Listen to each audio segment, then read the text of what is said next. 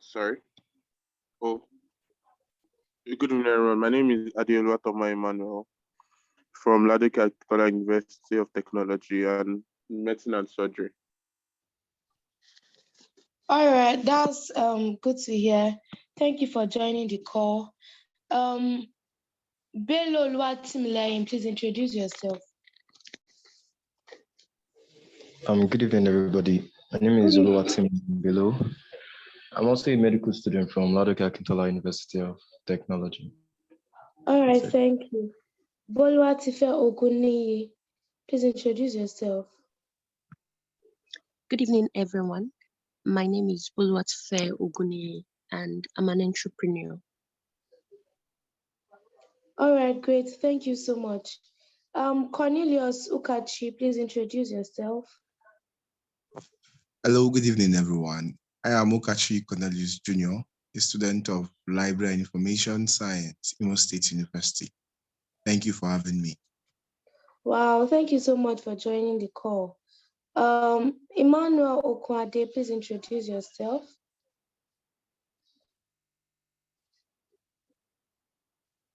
Emmanuel, are you there, please? Emmanuel Oluwabenga, please introduce yourself. Good evening, everyone. My name is Ade. I'm from a Department of Anatomy, Ladoke University of Technology. It's nice to be here this evening. Yeah, we're happy to have you here. Deborah Okpeyemi, please introduce yourself. Just your name and where you school and your department, something. But if you have finished school, you can tell us what you're into. Hi, good evening, everyone. My name is Deborah Okpeyemi, and I just finished med school, and basically I'm unemployed. So yeah, that's it. All right, it's lovely to have you here. Faith Ilori, please can you introduce yourself? Okay, hello, good evening, everyone. I'm Faith Ilori from University of Ibadan, Department of Adult Education, and I'm an entrepreneur. Thank you. All right, that's awesome. Well done. Falarunsho Moturayo, please introduce yourself. Good evening, everyone. Good evening. My name is Falarunsho Moturayo.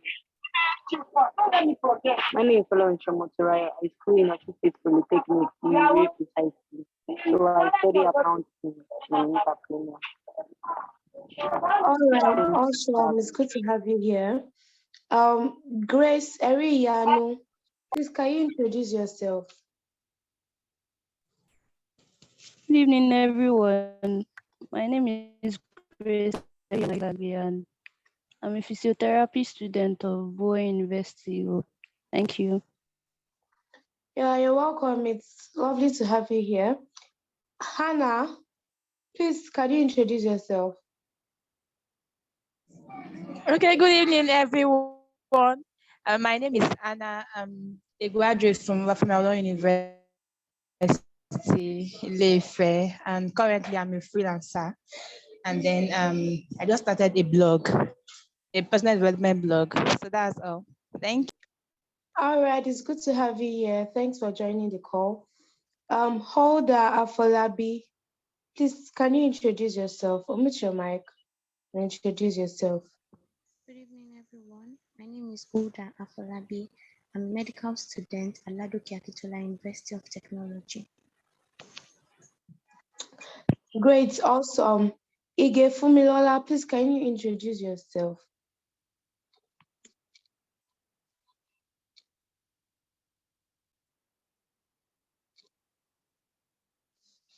Ige Fumilola, are you there, please? Okay, good evening, everybody. I'm Fumilola Ige. I'm from the Federal University of Agriculture, Abeokuta, Home Science and Management Department. Thank you. All right.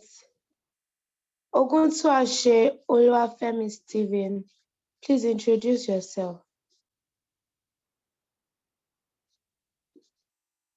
Are you there, Oluwafemi Stephen? Yeah, good evening. I'm Oguntuashe Oluwafemi.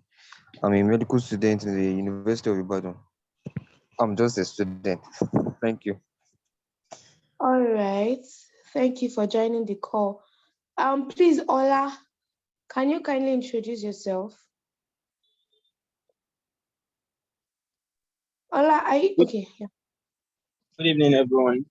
Good I'm evening. Olamide Alagbe from OAU Obafemi Awolowo University.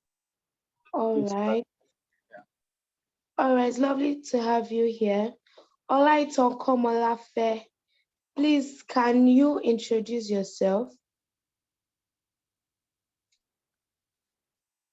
By the way, as we are doing the introductions, please, I want us to drop our expectations for this event in the chat box. I want to read our expectations. So just drop whatever you think that you want to get from this session, right? So Olaito Komolafe, are you there, please? Good evening, everyone. Can you hear Good me? evening. Yes, I can. All right. I'm Olaiton Komolafe, a medical student at Obafemi Awolowo University. Thank you. All right, it's lovely to have you on the call. Olukochu Favor, can you please introduce yourself? Favor, are you there?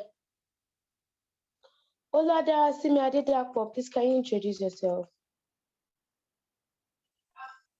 All right. Good evening, everyone. Can you hear me? Yeah, good. Yes, I can. All right. Thank you.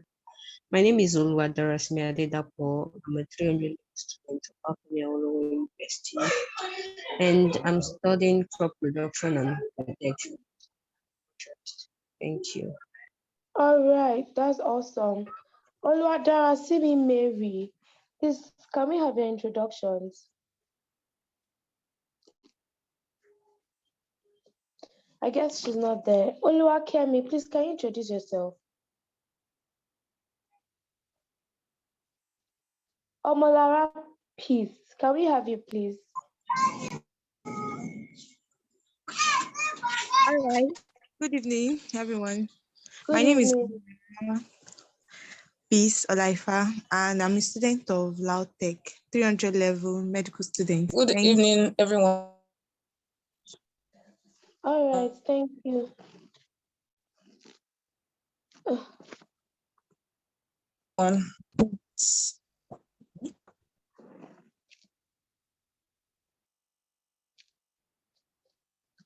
So, Omotayo Okulola, please can you introduce yourself?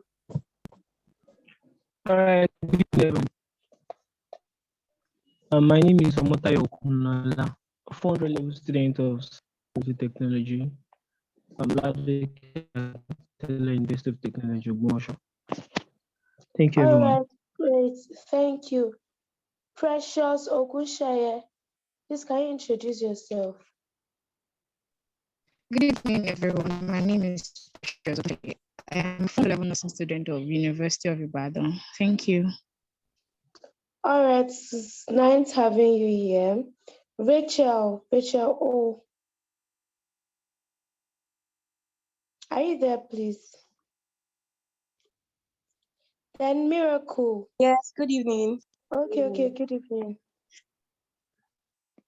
Hello, everyone. My name is Rachel. I am a first year medical student of the University of Illinois. Nice meeting you all. It's nice to meet you too. Can we have Miracle, please? Yeah, good evening, everyone. Good evening. My name is Miracle Salifu. I'm from the University of Ibadan, from the Department of Education and Biology. All right, it's great to have you here. Thank you for joining this call. Elizabeth, can we have you, please?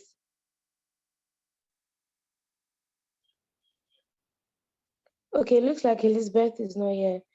Toluwalope, please introduce yourself. Good evening, everybody. My name Hi, is good Toluwalope evening. Korede from the Department of English and Literary Studies of Obafemi Awolowo University. I'm in 300 level, and it's a privilege to be here. All right. Victor, can you please introduce yourself? Okay, all right. I'm a student of Ladoke Akintola University of Technology, a third year medical student. All right. Uyi, okay, Atkins. Uyi, okay, Atkins. Can we have you, please? Hello, good evening, everyone. My name is Yoke Kins. I am a 400 level student of University of Lagos, studying health education. Thank you. All right. And I think that is all for the introductions. Please, if you have not introduced yourself, that means you came a little bit late. And so please, up next, I'll be calling people just at random to talk about their expectations for the event. Because I told you guys to write it on the group chat and nobody answered me, but that's fine. It's okay. My name is Jumomi Drejaye once again, and I'm your host for this event. I am a medical student in 300 level in Obafemi Awolowo University. It's nice to be here. It's nice to have you guys here, and I hope that at the end of the day, we'll go with a new mindset to tackle 2023. So up to our now on to our expectations. Please, when I call you, just unmute your mic and give us a few words on what you expect to gain from this program. Oluwakemi, please, can you unmute yourself? Unmute your mic and tell us your expectations about this event. Are you there, please? Okay, it looks like she's not there. Oluwadarasimi Adedapo, please, can you unmute your mic and tell us in 2 sentences what your expectations are for this event? Hello, can you hear me? Sorry, I didn't hear what you said earlier. Okay, I said that in 2 sentences, just tell us what you are looking to gain from this webinar.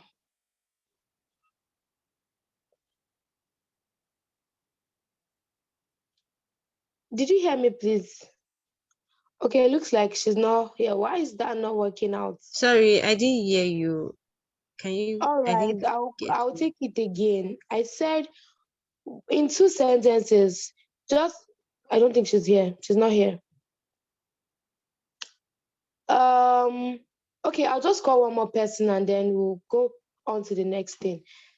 Faith Ilori, please can you let us know in 2 sentences what your expectations are for this webinar?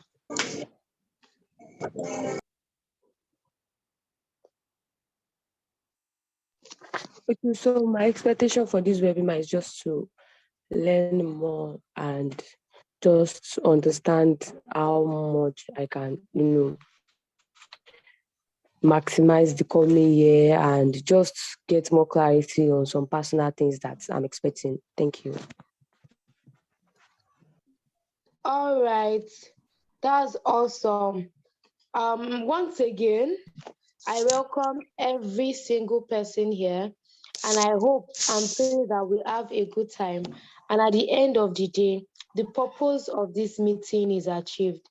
So I will go on to invite the convener of this webinar, Praise Ogoleke, to give us a welcome speech.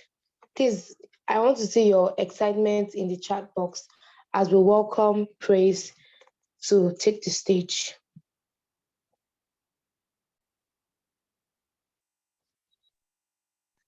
All right. So, hi, everyone. Can you hear me?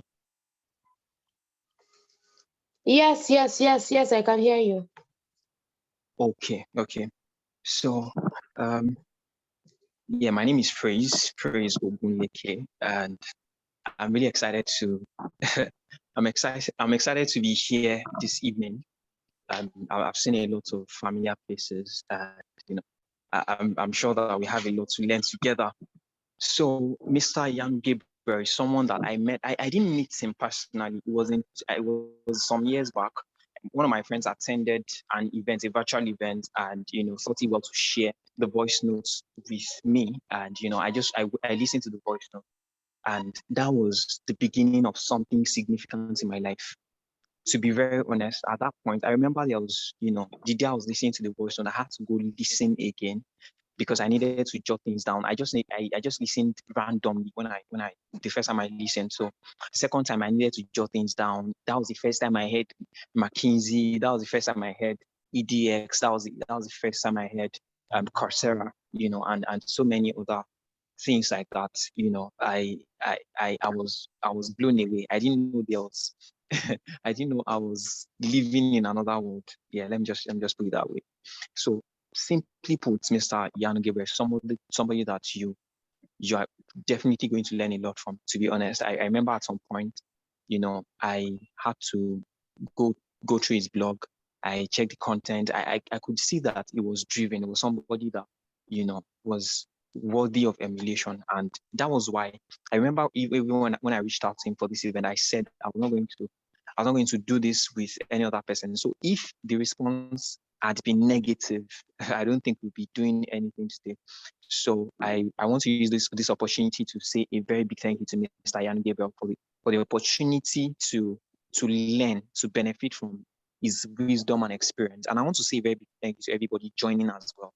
I mean, it's always brings so much joy to my heart to see that people are eager to learn, people are interested in, personal development and transformation. And I'm sure that is going to happen again today. So the new year is coming, and I know many of us have plans. We have lofty plans. We have things that we want to do. We have goals that we've already written down and all that stuff. But if you realize you begin to see that so many times you don't get to achieve or smash these goals. I've been there myself. I'm not trying to sound perfect, but I believe that Mr. Iyanu Gabriel, after his teaching today, his teaching is going to really help us to know the practical things to do and, to do things the right way. Yeah. And I understand that many of us here are students. So how can we juggle things? How can we deal with excesses? How can we know what exactly to do? I know it's going to provide answers to all those questions. So friends, thank you very much once again for joining. I'm really grateful, and I look forward to learning so much, just like you're also going to learn. Thank you very much, everyone. Cheers. Wow, that was awesome. That was wonderful. Thank you. Thank you, Praise, for hosting this event, for holding this event, for looking out for others, helping them to find a way to make 2023 better than it would have been if you didn't hold this event. So before I welcome our speaker to take the mic from me, did anybody go to check the profile of our guest speaker anywhere? Did anybody do that? Please raise up your hand in the comment section. I just want to see how curious we are and how ready we are for this call. Nobody? Okay. We have the writing Isadora. So I'm thinking your name is Isadora, right? Please, can you unmute yourself and tell us one or two things that you know about our guest speaker? Please unmute yourself.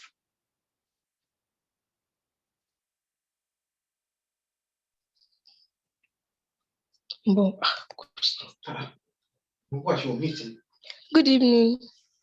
Good evening.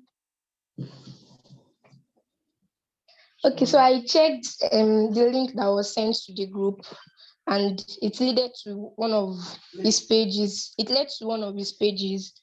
So I checked the articles that were on that page.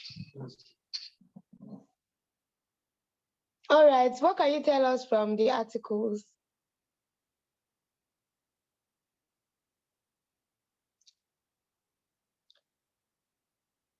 I think she's off.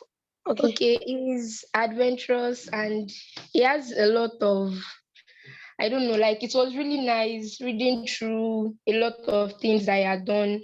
And the one I was really like interested in was one about boats. So I read about that and I went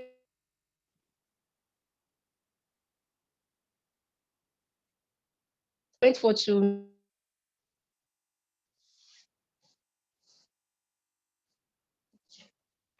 We can't hear you.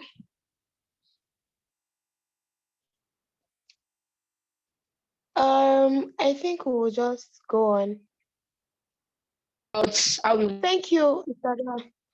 Thank you so much. Thank you. So it's about time we move to the main session of the day. I hope we all came with our pens and jotters, because if you did not come with your pen and jotter ready to jot things down, how would you make use of the things you learned tonight? So if you are not with any pen, any jotter already, please go get one and jot things down. The things that will be said tonight, they will have a major part to play in your 2023. So, Mr. Iyanu Gabriel, can we please have you now? You're welcome to this call, and we are just really privileged to have you around. Hi, everyone. Good evening. Can Good everyone hear me? evening. Yes, I can. Oh, gotcha. And can everyone see me? I'm not sure. Yes, Cool. I So, can. grand. Hello, everyone. I'm not sure I'm going to keep the video on for a while because of the bandwidth, and I don't want most of our internet to deplete. Again, I think it's pleasantly surprising to hear a lot of expectation people have, and it's great to be among young people and to speak in such teaming and exciting community with this brilliant audience. Again, I want to establish how I'm grateful to be on this platform this evening to speak with every one of us. As Praise rightfully said again, thank you so much for the invitation to speak here. When I got Praise message, I was overwhelmed with work. I couldn't even, I think this conversation happened last 48, 72 hours. I wasn't certain I would be on this call because I was overwhelmed with activity. But when I read this message, it reminded me that I spoke for a mutual friend, and it made me understand the power of impact and how much you can sow a seed 3-4 years ago. You have no idea what you're doing. You just think you're having a regular conversation. And 3-4 years back, and 2-3-4 years in forward, you see someone reaches out and says, you know what, the conversation you had a couple of years ago had this level of impact in me. And this is what I've done with what you said. And it got me thinking that is a conversation I had 3-4 years ago. And it led to praise, and praise is gathering 100 of people and thousands of people in the future, God's willing. How much more if I took this invitation to speak again, I'm going to probably raise much more praises across the continent. And so again, please, thank you. It's an honor, it's a privilege to speak on your platform, and I do not take this for granted. Thank you so much. And again, for everyone that checked my profile out, I was a little bit cringed. I don't know exactly what you expected to see. I think I'm a lazy writer, and I do not get to write as much as I think I should. Just caption, my dogs are having a swell time, so you would hear intermittently, you hear them barking, playing, screaming, and all of those things, just to put it out there with my family for the holidays. Like I was saying before I got interrupted, I think this session is going to be really critical for many of us. I think it's timely. I got home for the holidays with my family, and I found out my mom took in a kid, and my mom she has this habit of like raising kids that are just helping them through with life. And I was speaking with him just 2 nights ago into this morning. And I found out that throughout while I'm at home, he's 16 years old. He's a brilliant guy, Daniel. And I found out that more often than not, he's always seeing TVs, he's always watching movies, playing on the laptop, and not necessarily having some sort of clarity with life. Again, I'm going to crave your indulgence. I'm not going to be speaking very like a regular colleague or a regular speaker would take this session. I'll be a lot more frank. I'll be a little more stern. And so just in case, let me apologize in advance so you don't get disappointed. And so, like I was saying, Daniel was just binge watching movies and cartoons and all of that. And while I know it's the holiday season, I was slightly worried. I was worried that Daniel is not making the most of his capacity. He's not making the most of his life. And I won't be surprised in 5 years, he's going to be exactly where he is now. And so I called him and I asked him, so Daniel, how are you doing and how are you enjoying the holidays? I hope my family's been nice to you and been caring to you and all of that. Then I asked him, where were you 5 years ago? And he looked into nothingness and told me, I don't know where I am. But it's been long I used it, So I think you need to be muted. Thank you. And so what Daniel says is that he doesn't know exactly what he was doing 5 years ago. And I wasn't surprised because I expected him not to know. I would be shocked if he actually would be surprised if he knew what he was doing. And that is a projection of exactly how many of us live our life. That's how I used to live my life back in uni. I wish I had the privilege of hearing the things I'm going to hear this evening 10 years ago. And that's one thing that in the future, it's a strong burden. It's something I would personally want to get this message across to young people. If you could share the videos, if you could share the audio, more importantly, if you could invite somebody. Because we are a product of meetings, we are a product of encounters. Our lives are a product of encounter. We encounter one person, we meet with one book, we read a particular book, we go to a conference, and our life and have this 360 change, like completely changes around because of the product of one person, because of the product of a particular event or a particular meeting. And the way I know Nigeria is really difficult. I'll be lying to you if I said Nigeria is not an incredibly difficult country to live in. Nigeria is incredibly difficult. And it's unfortunate we did not bargain for this. In God's essential providence, He made us all Nigerians. It could have been worse. It could be better also. But we can't keep complaining about what we have. This is where we are now. And forgive me, I'm going to give a lot of introduction because when I started, I'm going to just hit it straight up, and I just want to lay the foundation of what we're going to speak in this. And again, I'm going to be very open. I'll speak to you as friends, as colleagues. There's not going to be barrier segregation in the way I speak to us. And if you have questions, feel free to ask at the speed of concern. Don't have to wait at the end of the program. Just leave your questions in the chat below. And back to what I'm saying, being Nigerian, one thing that I accepted when I was way younger in universities, being Nigerian, there are different types of physical disability or disability, as you could say. You could say different things. I love to think it's not the most popular or most encouraging approach, but I like to think being Nigerian is some sort of disability. So I give you a good example. I want to apply for opportunities abroad, and I have contemporaries that belong to a certain region. I can't afford to travel because I'm Nigerian. I can't afford to get certain opportunities globally because I'm Nigerian. And in that form, maybe we need to accept that being Nigerian, being born Nigerian is some sort of physical disability. There's nothing, you can't pray it away. We're going to be having elections next year, and God help us, we have a great leader. There's no magic, there's no silver bullet anywhere. It's not going to magically fix things. It takes at least 20 to 30 years, maybe 50 to fix what the errors that we've made. And I need us as young people to be pragmatic.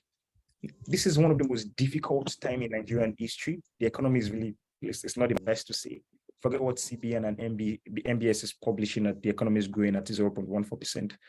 It's you and I know how Christmas is this year. I mean, I'll be shocked if you saw Christmas light anywhere in the city, or if you saw celebration and it wasn't as pomp and exciting as it used to be.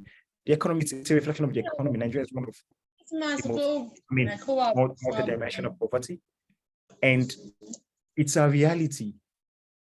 But what I would not take is for young people to be defeated. That's what I accept. Nigeria is not doing great. I accept we don't have great leaders. I accept we're not exactly where we want to be. We're a work in progress. I accept so many things you could say. But one thing I would not accept is the fact that you are a victim of your civilization and environment. That's one thing I would not accept. I mean, based on my experience, based on the experience of many people that have gone ahead of me, and based on colleagues and a whole of people, we need as young people to rise above the constraints and limitations of our environment, above the limitations of our geography. The fact that I don't have access to these opportunities by birth does not mean I can't strive to attain those limits. And I'm not going to talk to you in a way because you're a university student or you're a freelancer, you're a young school leaver. I'm going to talk to you because this is what you need to hear. And I'm excited that you're having this conversation just before a couple of hours into the new year. So maybe peradventure, there will be some sort of maybe in all of this session and interaction this evening, you would make the most of next year and for the rest of your life. And I asked, so bringing back the conversation where we started from, I asked Danny a couple of questions. What exactly are you doing with your life? I know that many people may think it's not fair, it's not nice to ask a 16-year-old, what are you doing with your life? And I know we've had a lot of motivational speakers. I don't know if it's an industry right now, but when I was way younger, we had tons of motivational speakers. Do it, dream, you can do it, and all of that. This is not a motivational question. This is an honest, genuine question from a friend or a colleague or someone who is genuinely concerned. What exactly are you doing with your life? We can go into planning and all of those things, but the most important thing I found out is many people don't even have an answer to the particular question. What exactly are you doing with your life? Maybe if I ask randomly selected people here, someone could say, I'm a student. That's not what you're doing with your life. That's the current phase you're in. Your purpose is not to be a student. You're not going to be a student for the rest of your life. It doesn't matter if you read 2 PhDs and 2 medical degrees. It's fantastic. It's a phase in your life. It's a means to an end. You're not on, as someone was introducing us, is currently out of job. There was a phase in my life, I didn't have a job, but I never saw myself as unemployed. I was just currently without a paid employment. What exactly do you even want out of life? I found out that many young people, especially on this side of the equator, don't even want much out of life. And it's okay. It's okay if you don't want that. But I'm not speaking specifically to people that don't want much out of life. I'm speaking to a group of people, peradventure we have a couple of them, maybe one person on this call, who wants so much more out of life, who has so much ambition, so much dreams, wants to make the world a better place. It doesn't have to be you want to co-found $1 billion startup, that's a unicorn. You just want to make life better for your family, for your society, for somebody, for your children, for your cousin, your niece, whoever.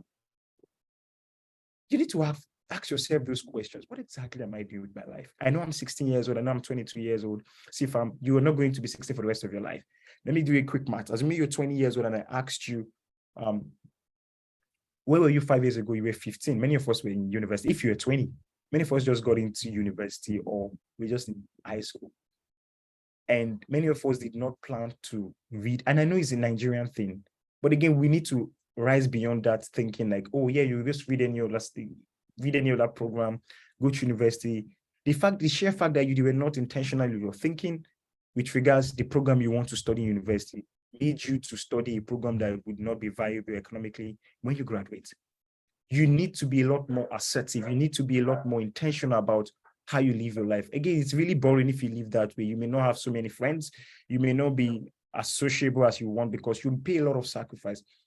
Somebody said something when I was growing up. He said, so I think I asked my dad's friend, what's the key to success? And he says, just 2 things. Know what you want, know the price. So for example, I want to get a job at, what's a good Nigerian company? Somebody should help me. What's a good Nigerian company that young people want to work in now? You can leave it in the chat. What's one fantastic company you would love to join? You guys don't want to work. All of us want to be entrepreneurs. We want to be startup founders. Piggyverse, oh, fantastic. So I want to work in Piggyverse. Let's say, Georgia, thank you so much for that. You want to work in Piggyverse and you say, hypothetically, you're in 200 level. You're going to be graduating from uni in the next 3 years. Sure, oh, fantastic, oil money. This guy's Amos is really big on oil money. And so you want to join Piggyverse. I would rather go with Piggyverse for the use of this example. You want to go with Piggyverse in the next 6 years. And let me hypothetically assume you want to work with the engineering team. Let's say software engineering. Let's say you want to be or if you a product design, but I'm going to stick with software engineering. You want to go on with software engineering in the next 4 years, and you're currently 16, you're 100 level. In 4 years' time, you'll be out of uni, you'll be 20. You have 1 year compulsory national service program, be 21. By 22, you by your plan and your intentionality, by knowing exactly what you want out of life. Let me tell you how you live your life. You'd wake up in the morning and you have a consciousness, a driven motive that your interaction that day, your interaction that week, the classes you take, the courses you take, your interest, the kind of friends you keep, the kind of community you engage with is leading specifically towards that particular goal. You want to join PiggyVest. And it doesn't have to be PiggyVest. It could be you want to run your own startup, you want to own your own company, you want to leave the country for better opportunities abroad. It could be anything. But in this use of this example, you want to join PiggyVest as a software engineer, entry level, and earn 350 to 450K.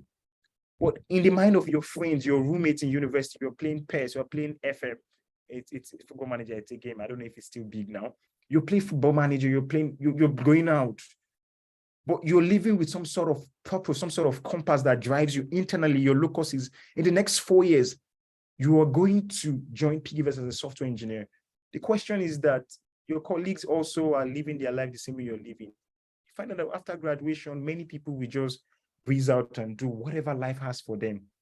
And it's not their fault. They didn't ask life for anything. They were not intentional about anything. So the question I'm asking everyone of us is, what exactly do you want out of life? I mean, I can talk about planning. I can spend the next 1 hour plus talking about planning. What exactly do you want out of life? Found out that when I speak with people, that's the first thing you should ask before you start tarotting and going yada, yada, yada, and giving 10 things to do. Like, what exactly do I want as a person? What do I want out of life? What do I want out of 2023 next year? If you're a university student, maybe you want to make all A's. It's a grand ambition, but to what end? Maybe you're without a job, you want to get a job. Which job do you want to get? These are questions you should ask. And if you don't get the answers this night, it's okay to stay tomorrow. It's okay to stay next week. Let's start from there. I want to do X, Y, Z. I want to do this and this. And if you could be able to get that, you can now stretch the boundary of your thinking and ask yourself, what exactly do I want?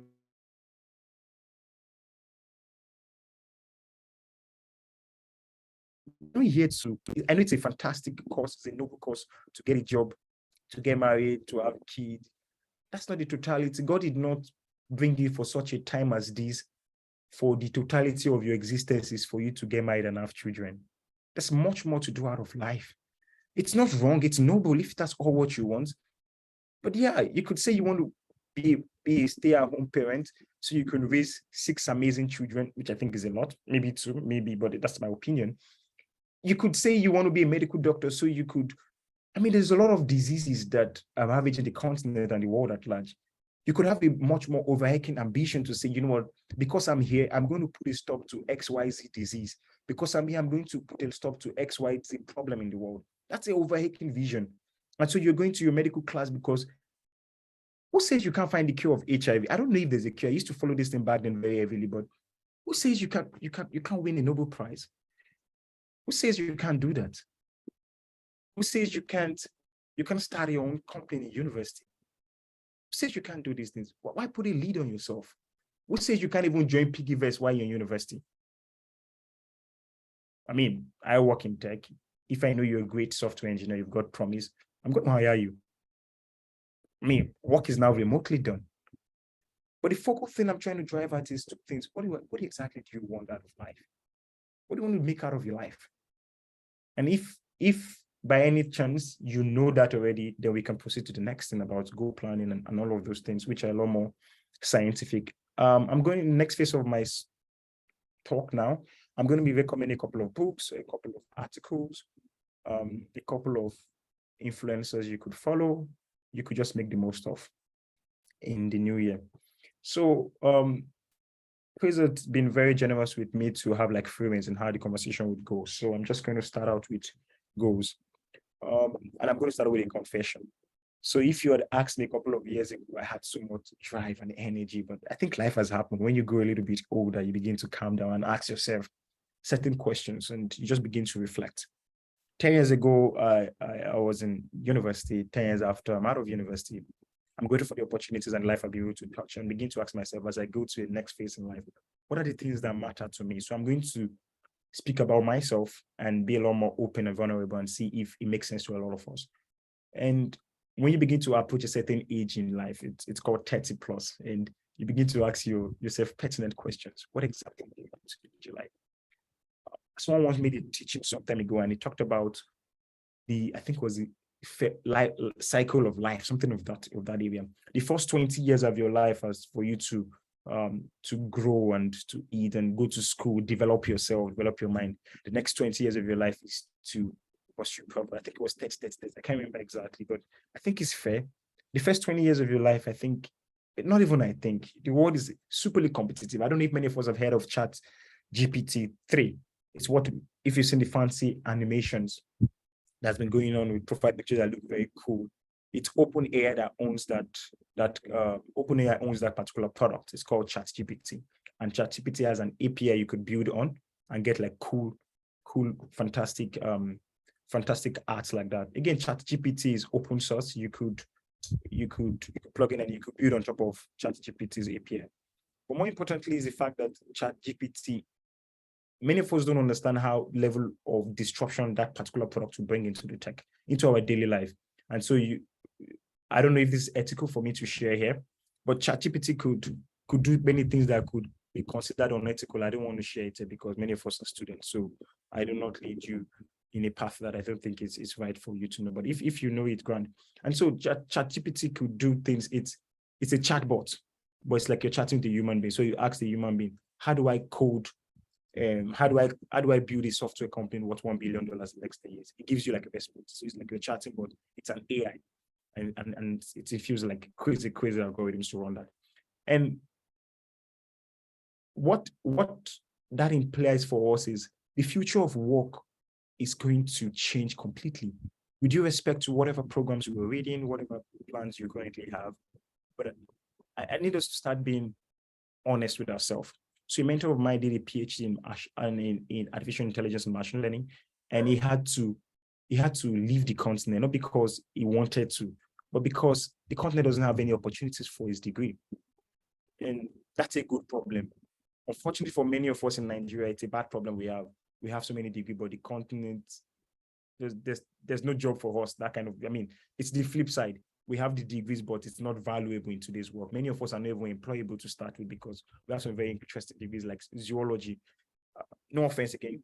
If you're reading a course like zoology, I would love to know why you're reading the course, but I think it's a complete waste of your time, because in the future, we have a lot of vocal community about human rights activists, animal rights activists, and they're against the keeping of animals in zoos and all of that. So now it's more of virtual reality and extended reality, whereby you could wear like an AR and VR headset and you can go to virtual museum, you can go to the safari, you could engage. That's what Mark Zuckerberg is doing with the metaverse. You could engage, you could interact with animals and species that are extinct, like dinosaurs, like old time creatures. And my question is, how does your zoology degree impact that level of consciousness of civilization? How useful is your zoology degree? I would like to know.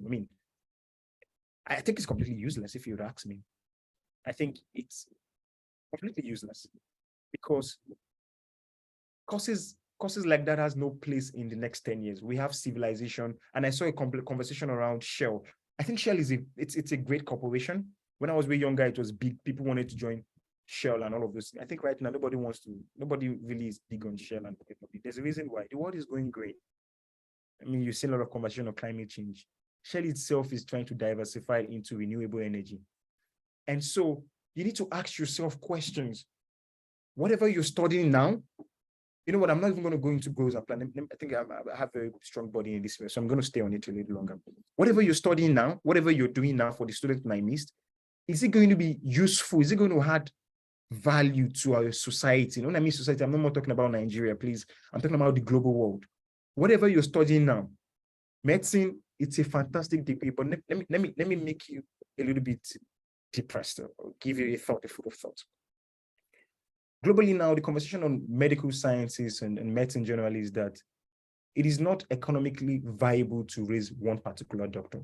What does that mean? It takes an average between 6 to 7 years for a nation to churn out one doctor, to produce one doctor. And same thing with lawyers and same thing in certain field. It takes at least a decade to train one qualified doctor. And that takes incredibly long time. Why? Why must I wait for 6 years before I get a medical degree? And now countries like Japan that have the aging population crisis begin to ask themselves, we don't have to wait that long. We can create robots. We can create majorly robots that could do surgeries. And now in the next 10 to 20 years, we would have, I mean, if you go to biomedical sciences lab now, we have robots that are doing AIs, algorithms that are doing impressive things. I want you to go Google on DeepMind. DeepMind has brought in fantastic on protein synthesis, on incredible innovation in the area of medical sciences.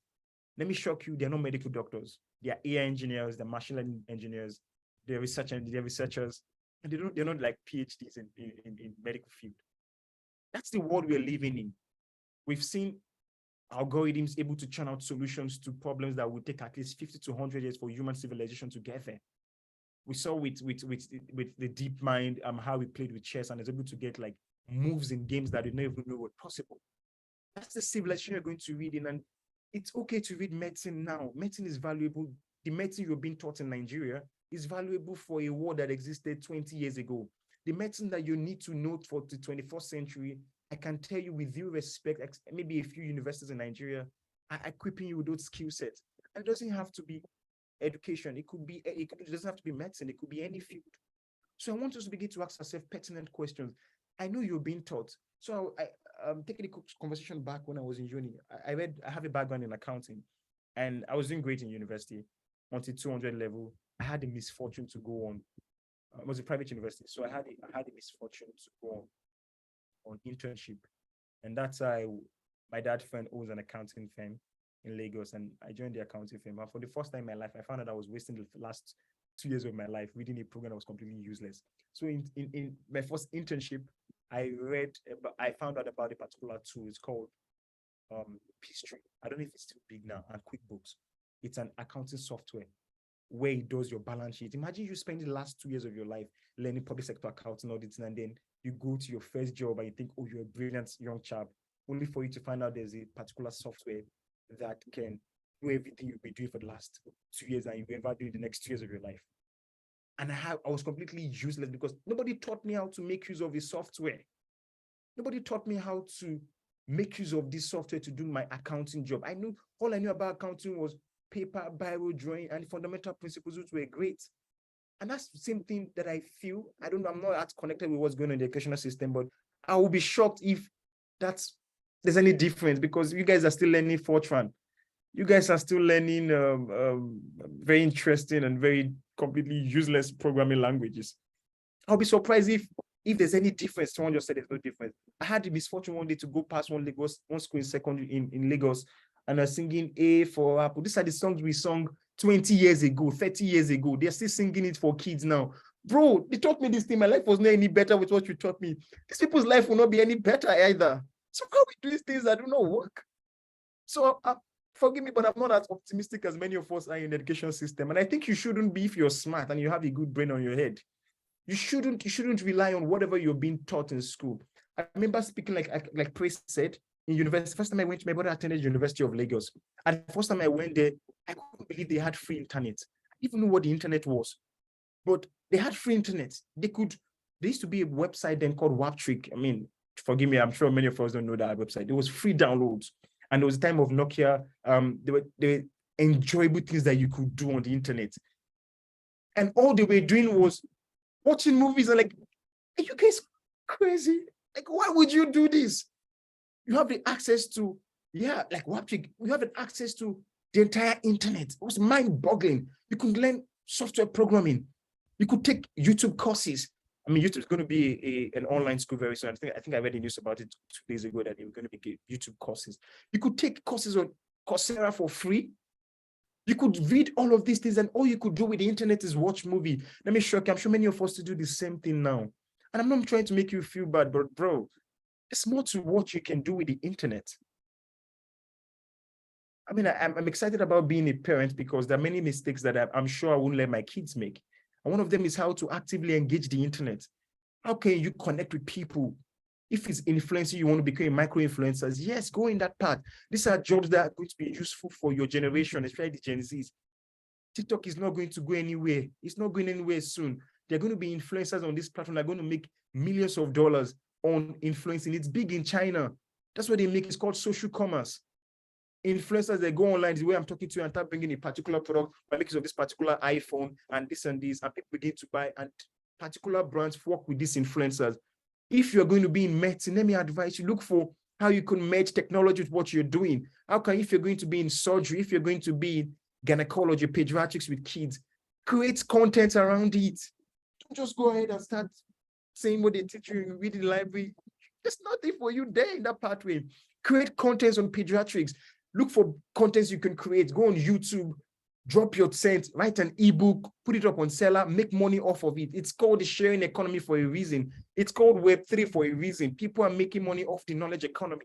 And you don't have to wait till, for the person that said she wants to join Piggyvest, you can get a job with Piggyvest in 6 months.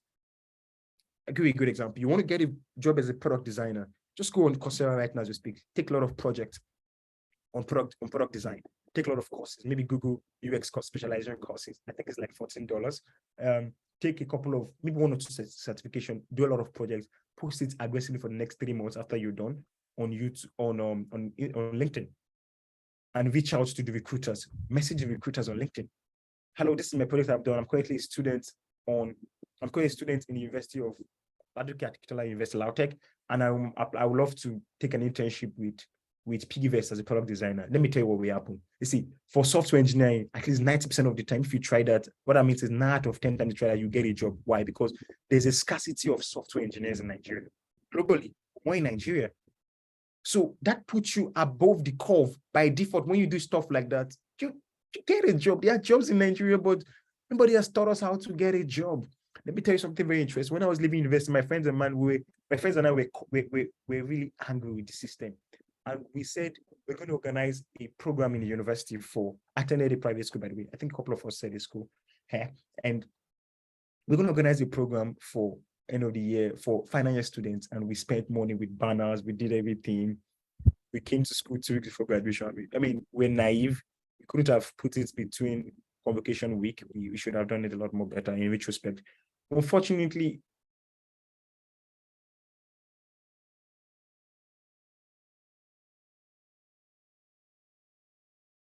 and let's go, I think, a couple of years now, and I look back, I'm not surprised. With due respect to my friends, I'm not surprised for those that are making headways in their career. I'm not surprised about where they are. They are a product of a decision. Every man is a product of that decision. If you decide this evening you're going to make your life count, you're going to make the most of the opportunities you have, you're going to put in the work, because it's incredibly difficult. You're going to put in the work, long hours of work. I don't know about people that became successful. I don't overly consider myself successful, but I've earned my also. I've done a couple of things. I mean, I worked at Bolt for a while, and I brought in 2 products, micromobility products and the interstate product. I mean, I've done an analytics passion in Africa. I've done a couple of things, worked with Jumia and did like impactful work. And so I can say I've earned my due respect in the ecosystem. But more importantly, I can do more. And every time I speak to my colleagues that are outside the continent, they don't even know about Jumia, the Jumia that I'm celebrating. Nobody knows Jumia. Jumia is an African thing. It's a small fish in a grand pond in the world globally. When we are talking about Amazon, a bigger e-commerce player, talking about Alibaba, AliExpress, these are bigger players. Nobody knows Jumia that much. And as such, this is what I want us to think. Start thinking beyond the local of Ladoke Akintola University, beyond University of Ibadan. And if you're going to think in an area of how do you attain influence? Influence is not a bad thing. You need to learn influence as young people. Nobody's going to listen to you because you have a first class. Maybe they would give you a brilliant chat, but you need to learn influence. The only reason why the older generation will bring you to the table is because you have influence. Go on YouTube, go on Instagram, generate content on, if you're passionate about your medical program, because as someone of us are in the medical program, for the person that's on freelance job, fantastic. I do respect to the freelancer in our midst. You could get a freelance job, start building your portfolio. Don't wait till you graduate university. Start building your portfolio. Go on Upwork. There are a lot of freelance gigs. You could get a data entry role. You could get data analytics role. Learn on Coursera, on EDX, on Code Academy for the software engineering programs. And please, you're not too late to change course. Let me be honest with you. If you know what you're reading is not going to be useful for you for the next 5 years, and you know you can't change it because of maybe pressure from home, you're not the one paying your tuition, be a little bit tactful about it. Start transitioning, be subtle to transition. That's what I'm trying to say. So start taking up courses, start building your portfolio, go on LinkedIn, engage with the audience, reach out to people and mentors. I'm currently new in this space. I want to build a career in product management.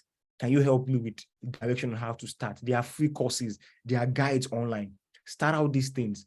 This is more important than anything I'm going to tell you about 2023. Because I feel very strongly in my heart that many of us don't even exactly are intentional with these things. And so before I wrap up with what I'm saying, I just want to give a quick recap again. I need you to be a lot more intentional about what you do with your time and with your life. So know exactly what you want to make out of life. And two, determined to pay the price. Like, I want to be a globally leading product manager in the world. If that's your decision, what's the price? What do I need to do to be that person? That's all you need to know. Know it and pay the price. If it takes you to have to go abroad to go and read an MBA abroad, you need to make a good degree on your bachelor's. You have to make maybe a first class or a 2-1, so you could get scholarship, except when you've got a very financially comfortable background that you can run it without a good degree. If that's what you want to do, you need to plug into power centers, things that control the world. If you want to write, I heard someone say she wants to write. Who are the people you're modeling your career after? Where are your works? Do you want to monetize your work? You want to reach out to publishing houses? Who said you can't get a publishing deal at the age of 17? How much you wait till you are 38 before you get a publishing deal? Why can't you publish the book this year? Next year. Why can't you publish a book next year? You say you want to be give me interest. Maybe if you want me to address your particular niche or your particular industry, please reach out. I'm just being hypothetical. I'm trying to speak at the level which it addresses every. I don't want to be overboard. So if you need me to address particularly a certain investment, please feel free to put it up in the chat. So while I wrap up again, what exactly things you should do next year, 2023, if I may advise you, number one is decide what are the 5 things you're going to do every day. Before I even went, let me start by saying this. I met a mentor of mine and I worked with for a while, and one of the things he told me is talk is cheap. After every session like this, only 2 things are important. Number 1, what do I stop doing? Number 2, what do I start doing? That is exactly what I've practiced for the better part of my life. When I hear someone speak to me like this, or I speak with a mentor or someone elderly, I just ask myself, number 1, what is something I'll stop doing? Number 2, what is something I'll start doing? That's all. Everything you do after that decision, every change that happens in your life comes after that decision. What do I stop doing? What do I start doing? I'm going to stop sleeping by 11 o'clock, watching TikTok videos and doing nothing. I'm going to, 11 isn't quite fair. I'm going to stop sleeping by 2 a.m. on LinkedIn, on TikTok, doing nothing. I'm going to start engaging TikTok and creating content in the area of my interest. Number 2, I'm going to stop hanging around XYZ people. I'm going to start hanging around this particular community. I'm going to build my community in this. I'm going to read this number of books. I'm going to stop doing this. I'm going to, like, a decision to stop. Just get a book. I'll split into 2. Things you stop doing, things you start doing. And so let's talk about blogging as a career. Fantastic. I think this is great. And so when I was younger, for Salifu, thank you for that. There used to be Linda Ikeji. I don't know these people. I know I sound like a 30 plus right now, but she used to be big when we were younger. She had like Linda Ikeji blog. And like, it was massive. She was charging millions. I think she moved into Banana Island when Banana Island was like big. And she was charging millions of naira, especially for election, for politicians to put a cap. So I'm not Linda Ikeji. I do not blog as a career, but I can give you a few, and I have a lot of friends that blog. And so personal development, thank you. And you guys are now engaged. Please engage me. If not, I'm just going to keep thinking. I can't see your face, so I can't really connect to the energy in the room. So yeah, for blogging, How do you want to blog as a career? Number one is you need to have following. I don't care what you are doing. I've seen 13-year-old on YouTube that their job is just to review toys. He's a millionaire, by the way. His job is to review toys. So, for example, he's a kid, he stays in his mom's kitchen and he gets toys and he reviews toys. That's all he does. But it would be naive for you to say data science fantastic, that all you want to do is reviewing toys. The next thing is, there are people that even play, they are called gamers.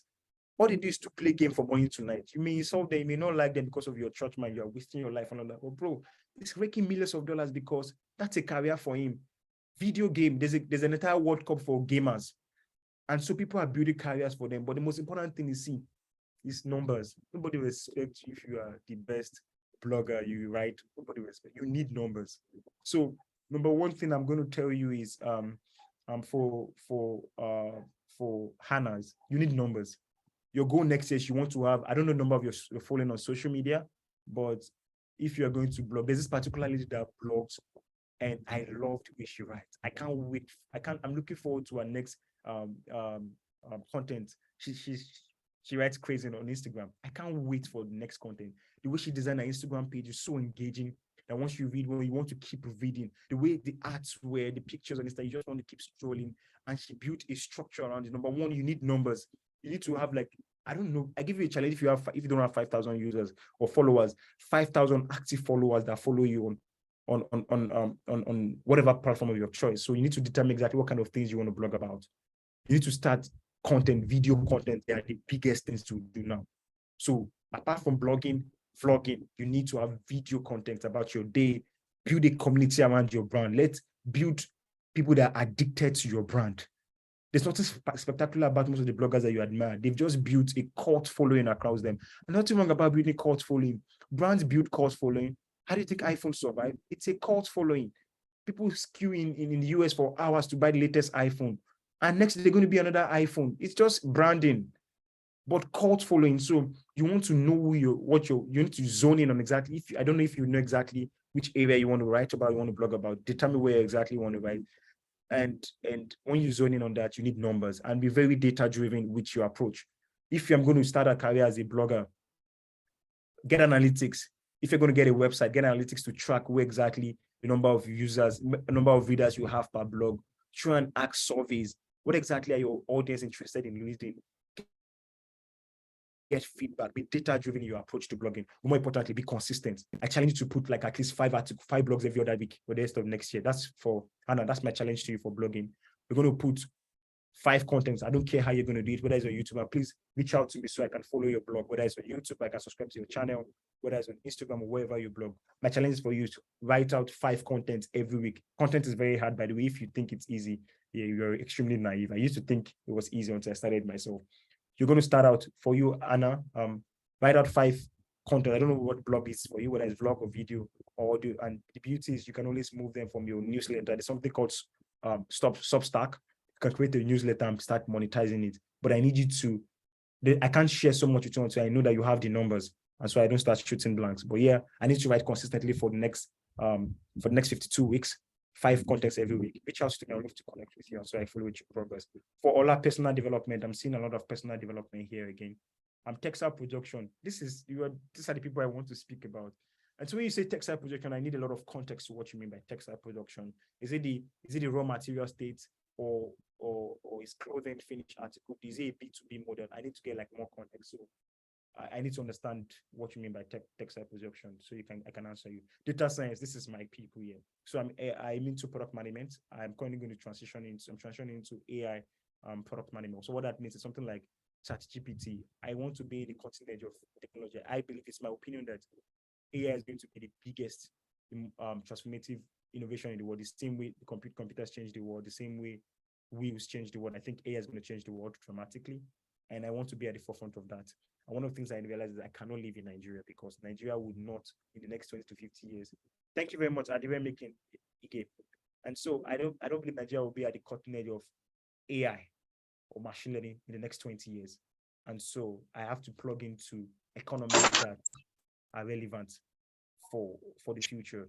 And so for data science, I don't know where you are right now. I don't know if your level of skill set, I don't know if you have a job in data science. I'm going to challenge you to go on Coursera. This is your own challenge. It's very simple. Go on Coursera and get deeplearning.ai. It's Andrew Neng. It's my model for AI. And it's a particular book I would love to share with you for, it's not data science, this is AI, but you have to get into a career. Everything you need is in that book. Reach out to me. I'm on LinkedIn, Iyanu Gabriel. Reach out to me. I'm going to send you a link. My last post on LinkedIn, if you don't want to, just go on my last post on LinkedIn. There's a link there for how to start your career on AI, on data science. It's applicable for data science, but it's on AI. It was written by Andrew Neng. My challenge is I've got just 2 challenge for you next year. I don't know how you're going to do it. I don't know that you're going to go and carry gun and rob a bank, but this is my challenge to you. I'm joking. Don't rob a bank. You go to jail, and I did not send you. And 2 things for you is, number 1, get IBM data science certification on Coursera. I need to get IBM data science certification on Coursera. Number 2 is get Stanford's machine learning program on Coursera. And I'll make it easy for you because I'm going to get the Stanford machine learning. If you promise to get that, we'll do it together. So it'll be like a study body on Stanford ML. So that's my challenge to you. Do that, and maybe we can now talk about projects, how you can put your project out. That's for you. That's for you. I don't know what's backsmith. I'm out of time, but can I plead the judges of praise for me to take this as my question and answers, like feedback to these guys as question and answers? Does that count? Do you mind, please?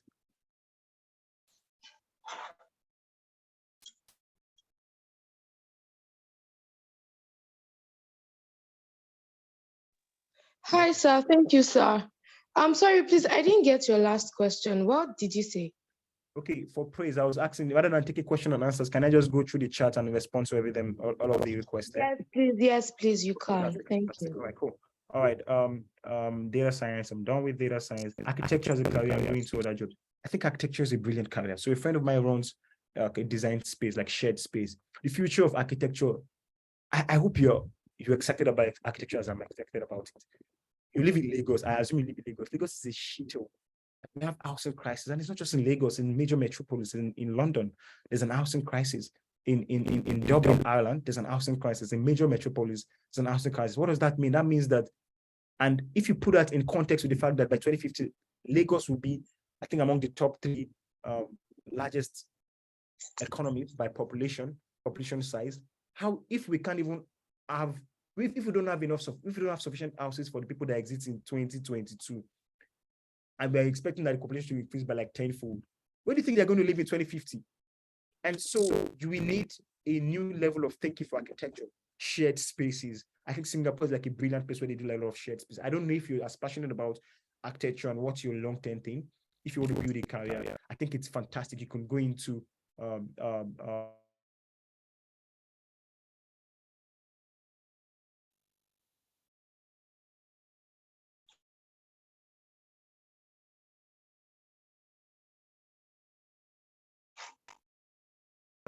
stimulate learning. So, if I'm university, and what it does is it designs office space and home spaces to make it livable, to encourage speaking. There's a lot of scientific way to approach it, but I think actually it's a brilliant career.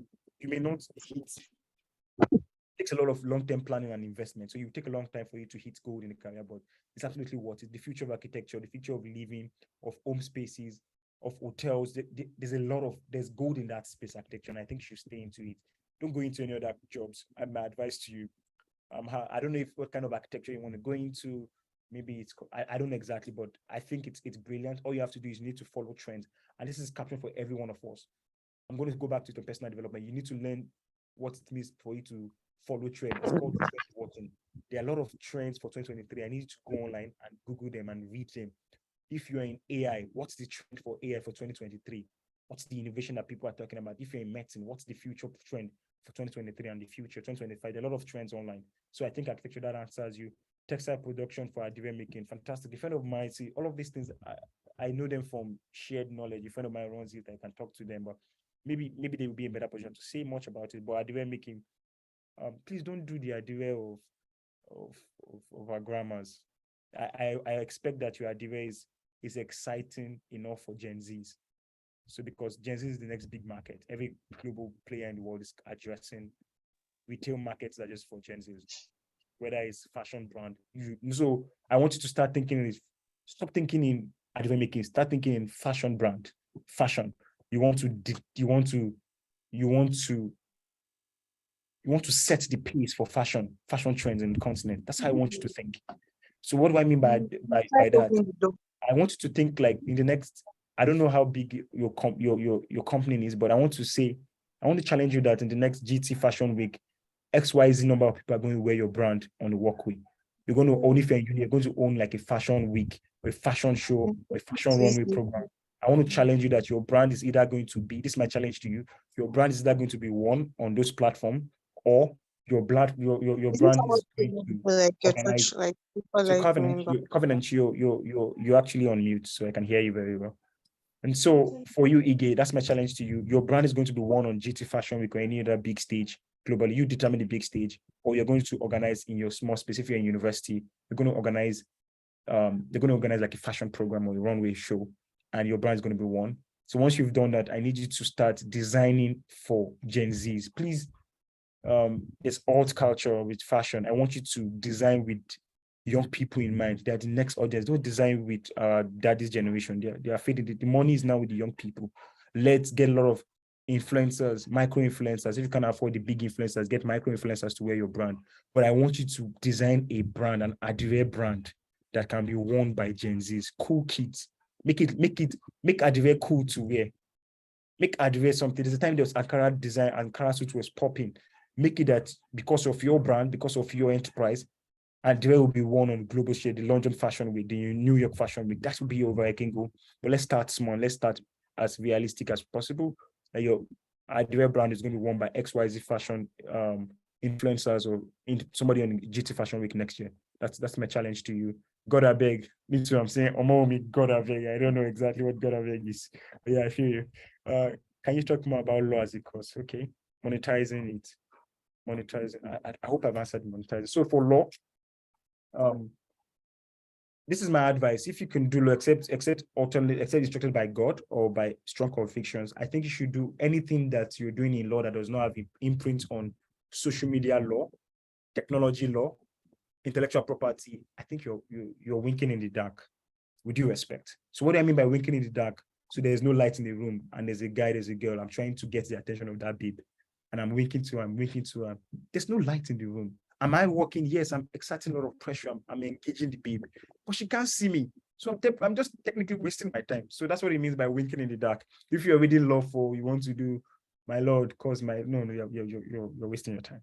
You should rather look for courses and how they'll be relevant in the future with technology. So intellectual property is big. There are a lot of crises. AI policy, law and technology. People don't even know how to. People are scared about ChatGPT and what AI will bring in the future. You need to understand that piece and jump on it. So if you stick on that law, in the next thing you'll be an authority in tech law, in AI law, in corporate law. These are big things. How would the future of work, like the different future of how we nations determine how to make use of AI. The next warfare is being seen as a cyber warfare. We need lawyers to come in to see like how will policies, how do people not contravene, how do corporations not. I mean, I think it was Facebook, now Meta, that was charged with I think $100 or something million for contravening the GDPR rule in Europe. That's law, intellectual property, and more of tech law. You need to understand technology. So I think that would be my take on for you. Is you need to research about it. You need to start writing about it. Start look at companies in the world and look at how law would be like a vehicle for them to like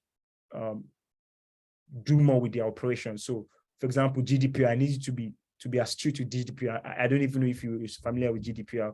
It's a law against all of these cookies and digital tracking and all of those notes. I don't know if you see that. For example, I can talk about PlayStation now, and I go online the next 5 minutes, I see that PlayStation is already on. What happens is that Google and also those applications on your phone, they turn on, there's a backdoor, they can turn on the microphones on your devices and they can listen to your conversation. That's wrong. That's currently unethical. Why would you want to do something like that? And so we need lawyers to be smart, not just saying, like me now, I'm very naive. I can, that's wrong. But I need educated and trained lawyers to say, based on this part of the Constitution, you are contravening this law, and I'm able to determine the policies that guide that. That's my chart to you. Monetizing photography. Photography is huge, but trying how you can bring it with extended reality, and not just do every Baba photo on Baba show. look for photography and how you could carve a niche. Number one, you need to carve a niche in photography. Do you want to do wildlife photography? I know it's not big on this part of the continent. Wildlife, fashion photography, documentary. You need to determine what niche you want to play in. And it's okay if you don't know that now, but I assume you don't know that now. I want you to experiment till you find where you're excited in. So my challenge is for you is do a 50-day, scratch that, do a 100-day challenge. 100-day photography challenge. Take pictures and cool pictures and tell stories with it. 100-day photography challenge. Just do it for 100 days. And I think that's nice. That 365 days next year. So pick whenever the 100 days is. You can reach out to me to be accountable to. And that's good. You talked about, next question by Peter. You talked about combining medicine with tech. Can you please elaborate? Oh, great questions. You were actually fun. So a friend of mine graduated from university. She graduated best student in medicine. So incredibly gifted lady. And one of the things she's worried about is the medicine she read in university is not useful in today's world. And that's one. There's another friend of mine. She graduated top of a class in both university, and she went to Unilag and did another master's, and she graduated top of class. She's currently doing a PhD in the US. She's wrapping up with a PhD in the US. And the first year she got into the PhD program, she called me and she was crying. And apart from the fact that she had imposter syndrome, this is a girl that, for context, she was a first-class student, postgraduate student in university BS, in master's level in both federal and private universities. And so it's undoubted that she's gifted. But she got into university and she was doing maybe their research preparation class, and she felt completely stupid, like she was a blockhead. Most of the tools she has never seen in her life, she's seen them for the first time, and she was questioning her intelligence. And I do not blame her. That's the culture shock you get when you rely on this civilization called Nigeria. And so she was worried that, what have I been doing with medicine? I literally am clueless. So I'm not saying you should have a nervous breakdown like that. I'm saying you should take advantage of these experiences and learn from it. So for technology, for medicine, I don't know exactly what specialization is your interest. I do not know. But let me assume you want to go into surgery. In the next 20 years, due to the level of how delicate your spaces in specialization is, and how long it takes for you to churn out one trained surgeon or neurosurgeon, now they're beginning to train robots to perform surgical operations. And so in the next 20 years, your job may be replaced technically by robots. My call to you is you need to be able to understand how to work in symbiotic relationship between you and robots. How can you, number one, go into telemedicine? I have a lot of friends that run startups in health tech. Health tech is pretty much what we have been doing pharmacies that went online. That's what health tech is. So you can have doctors that do consultation virtually. I can't remember. I think it's telemedicine. Yeah. A lot of doctors are signed up on the platform and you can do telemedicine. Like me, I have an HMO, but I can count the number of times I've gone to the hospital. I hate it. And so people have found out that they can digitize that experience of going to the hospital. If it's pharmacy or pharmacology you're in, how can you digitize that experience with what you're doing? So in a nutshell, how can you use what you're reading in medicine? How can you digitalize that experience? How can you make it something that it's not, you could increase the unit economics so that, for example, I don't have to be in the hospital to meet with a particular client or patient. I can take that session and digitalize it. For example, it's like going to school like Coursera. Coursera is something we are doing in university. The only difference is they took Coursera, that digital experience of learning, and they put it on the internet and it went public. And so the scale of is it economics of scale? So economics of scale. And as such, you can take that experience. So how can you take that experience you have, or that knowledge of expertise you have in medicine? How can you digitalize that experience? How can you make it a digital experience that people from Kenya and Nairobi can experience, from people from Rwanda and Kigali can experience, people from the US, from New York can experience, people from Taiwan can experience? You need to start thinking in a global space of digitalizing your experience. And so if it's medicine and surgery, you can work in partnership with the robots. We could work, if it's for surgery, if it's for telemedicine, you could design an app and start having consultation and charging like USD for consultation fee. That's how you start thinking for that. I hope that makes sense. Can you tell me about a lady in Instagram you said you love reading her blogs? Oh, that'll be personal because I'm putting her on the spot. That'll be personal. You reach out to me. Can you talk about law as a course? I think I have. Can we get social media on the show? I'll do that. Online content marketing, I've reached out to people. Please, content marketing is huge. A friend of mine started like a YouTube channel on family. She got married. I'm sure many of us know her here. And she's doing huge on family and content. You need to, online marketing is big for tech. I mean, we're looking for copywriters. My startup is recruiting for copywriters. We need people that could do online marketing and content writing. It's huge. So I think you stay on it, but more again, you need to get numbers, get traction, get following, understand the numbers. Don't just say you're writing content. What is your click-through rate? Understand the numbers, the metrics, be metric data driven. That's what I would say. How can I combine anatomy with them? That's huge.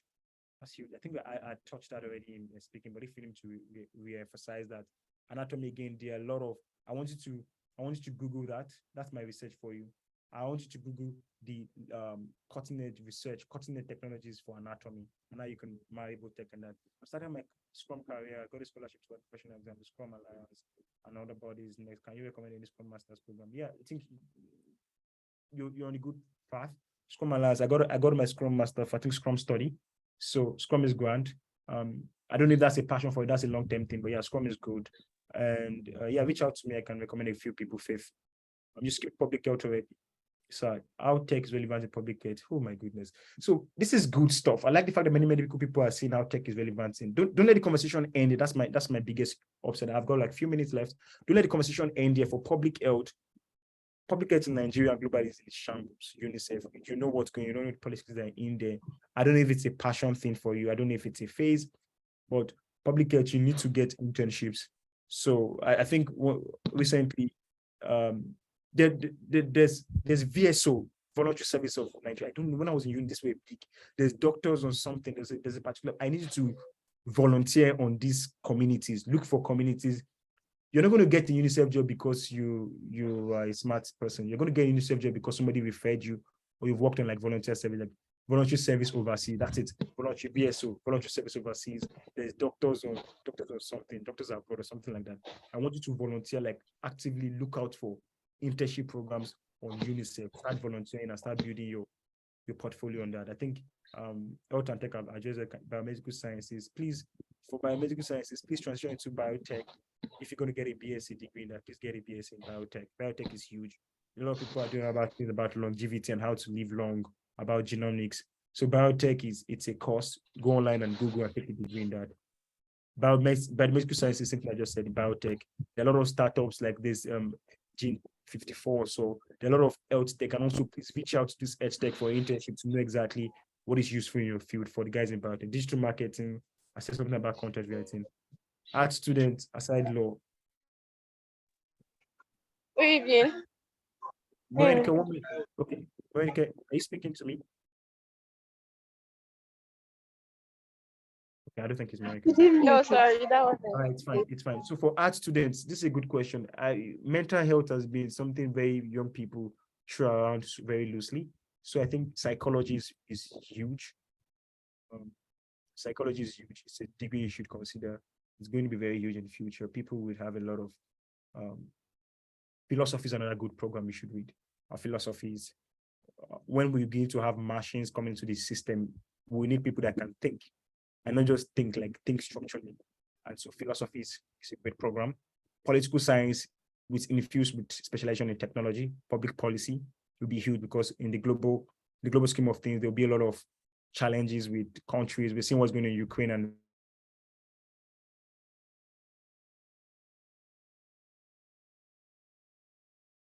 do a lot of diplomacy. So political science is huge, public policy is huge, public administration is huge. These are spaces that I think you should consider in law.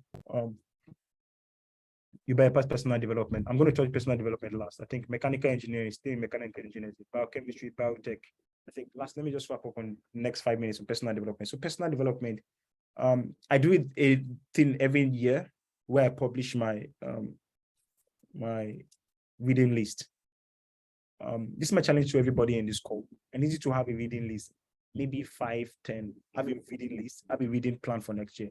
How many books do you want to write? How many books do you want to read rather? What are the number of books you want to read? I want you to go and Google them.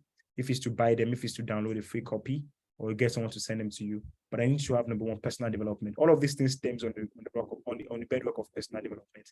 If you do not work on yourself, you probably, how do I know things about law, biomedical sciences, about physiology and psychology and philosophy and all of this field? How do I know these things? Because I read. It's not too about it. I wasn't born this way. I was probably very naive when I was much younger, but I just decided to read, and I read outside the scope of my work, and I interact with people. So number one is I want you to have a reading list next year. My challenge to you is, I don't know how free you are. as I grew older and I have demands of more jobs, my jobs reduced, but I want to challenge you to read 50 books. I don't think it's too much. I don't think it's too much. I used to, when I was a lot younger, I used to, when I had a lot of time in my hands, I used to read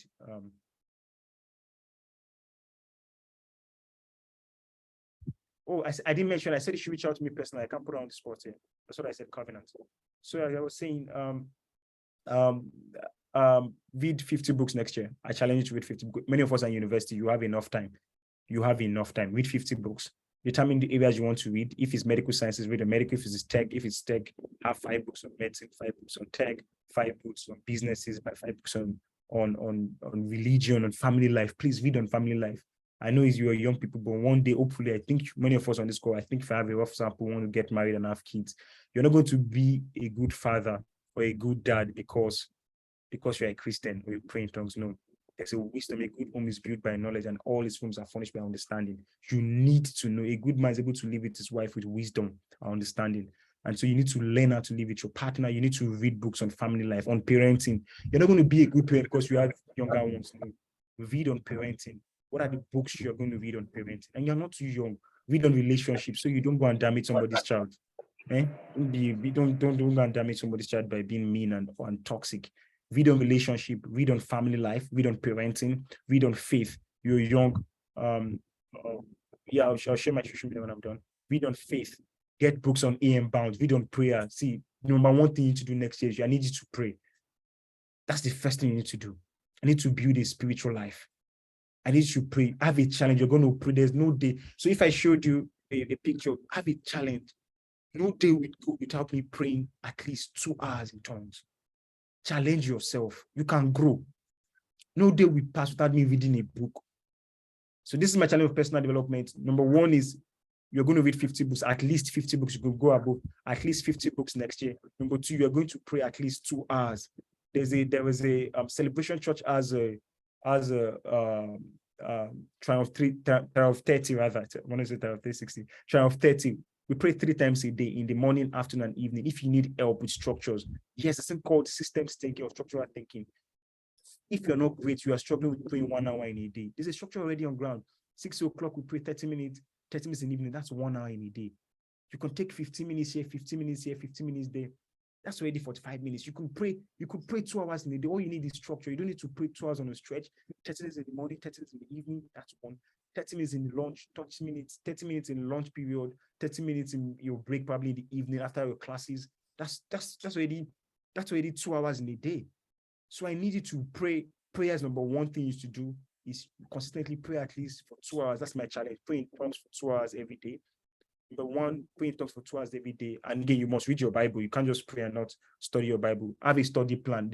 They are online. Google online, finishing the Bible in 6 months, finishing the Bible in 12 months, finishing the Bible in 3 months. Download the Bible reading plan. I challenge you to read the Bible at least once from end to end. First challenge for you is your faith. You need to pray in tongues at least 2 hours every day. And you must complete reading the Bible. That's one. Number two is that you're going to read at least 50 books. I know you can differentiate this how you want to do it. You must read 50 books. Number three is you are going to connect with at least 5 influential figures in your field. I don't know, maybe it's online, you're going to go in school, or offline. Or offline, you're going to go to your professors, or online, you're going to connect on LinkedIn or some influencer. Number three is you're going to connect with 5 global influential figures in your field, your desired field. That's number three. And number four is you add value. I don't care what you're doing. If you are in software engineering, you're going to join the creators economy, you will put content out there. And I challenge you to have at least 2, except for the person I gave a strict instruction to have 5.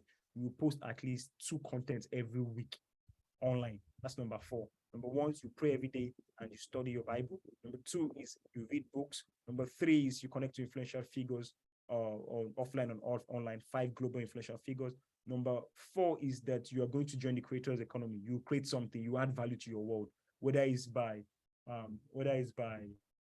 what's the name? Whether it's by communities, you add value, create something. If it's a software program, a software product, put it online. If it's a game you design a game. And number 5 is you create or you join a community, whether it's your career, whether it's on family life. You need communities. You need to join it, like you said in Scrum, professional certification. Join community, whether it's a professional exam you want to write, whether it's product management bodies you want to join, whether it's Google development expert group you want to join, whether it's medical like VSO, you are going to join international communities. That's number 5. I think that's on product, that's on personal development. So if anybody had me, but I have been getting values back to back. I'm glad you found it useful. By the way, I hope this is useful because I couldn't see anybody's face, and I don't know if just like, oh, get it over with, I'm done with this. I couldn't. I would love to see the feedback also, please. Get a feedback to see where I could get better in and where I could get feedback generally on this event. Please, can you help us have this documented? I don't know if that's for me or for the organizer, but I hope all of this session made sense to you. I don't know if you could crave this to go into 9 p.m. because I see a lot of people are still interested. If you can ask me questions that you want me to address, but I think this is like majorly what I have been in my heart, like strongly impressed in my heart to do. But yeah, if there are any questions, I'm still available. Again, Praise, thank you so much. It's a privilege and an honor for me to speak on your behalf on your platform. I'm grateful. Thank you so much. Thank you so much, sir. Thank you for taking us as your own, because this thing, like we didn't know this thing, but thank you so much for bringing them to us. Thank you for shedding light on these things. They look minor, but then they would have great impact in our future. Thank you so much. So because of time, we'll be taking only about 2-3 questions because I'm sure that he has talked to us about our different questions. So please, if you have any questions within the next 2 minutes, please drop them in the chat box. And if you have any review that you would love him to see in the moment, please don't be scared to drop it in the chat box. Please do that. I'll be waiting for us the next 2 minutes, please.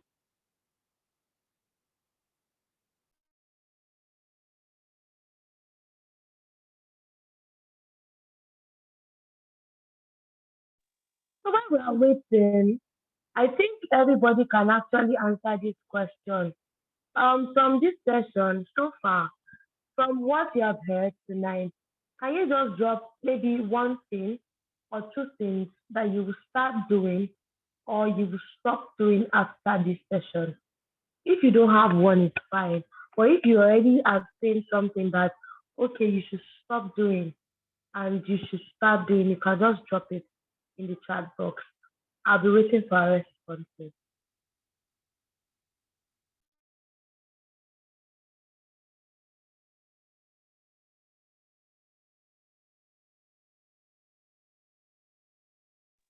Hi. Okay, Mr. Iyanu, thank you so much for dropping your socials in the chat box. I know that people here will make good use of it.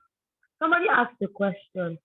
Can you please talk about how to carve out a unique brand in a saturated niche like copywriting? Right. Can you come on like just tell me what you currently do, Miracle, so I can get like context? Can you just speak about what you do? Miracle, please unmute your mic and speak about what you do.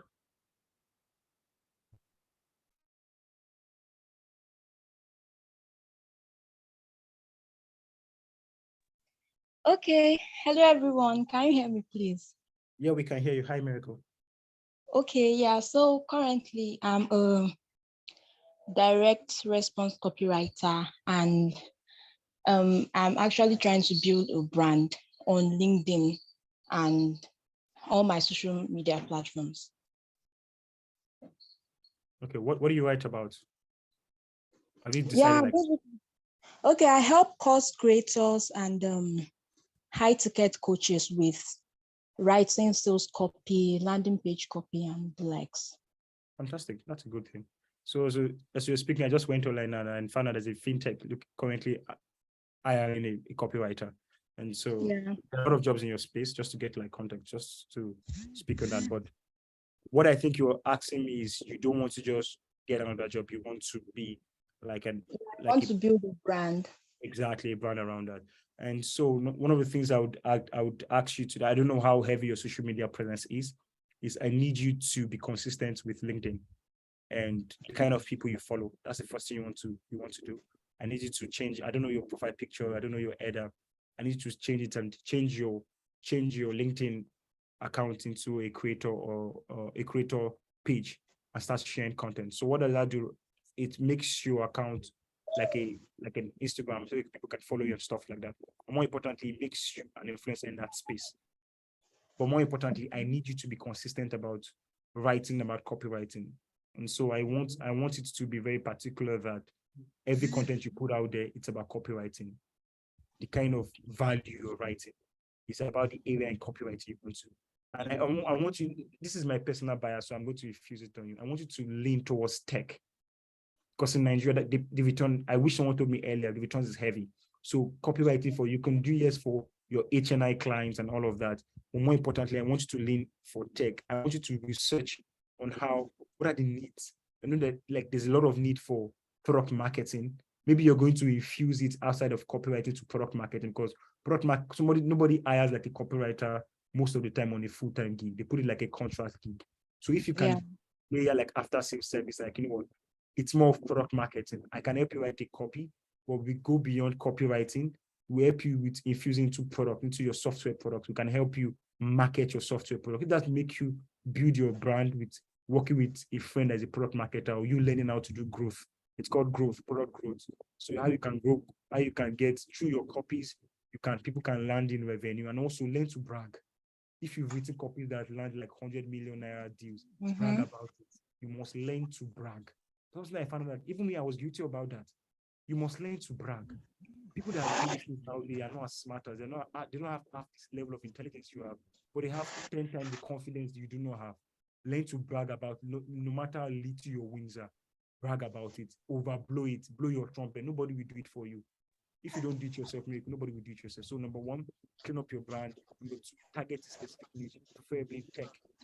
And if possible, added value, try and layer it with product marketing for growth.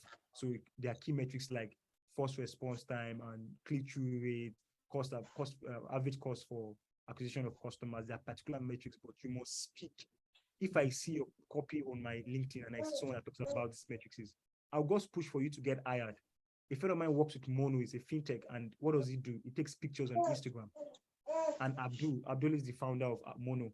Just reach out and like, oh, I love your content. Are you looking for a job in product market? That's how he got into product market. But he was consistent with putting like great content. So that's what I want you to do. Number three, the last one is like great content to be consistently on your LinkedIn, because that's where your market is. Don't go and be put on LinkedIn and Twitter. You can't put it in Instagram, because more often than not, except you are doing photography or creative stuff, it's not really you out there. So you need to layer on text-based social media platform like LinkedIn and Twitter. But if you're into pictures, this is for everyone. If you're into pictures, you can focus that on Instagram. That's where you see more pictures, or Snapchat, video content. On TikTok, if it's for video. Okay, I'm sorry, but like one of the major challenges, like some people are unable to relate with some of those copywriting terms, and that's one of the major challenge. When you said relate, what do you mean by relate? Can you break it down a little bit? Okay, like when you put out some content, people are supposed to relate more with what you are putting out, but then not when you are getting only just a few persons being able to come in terms with what you are putting out.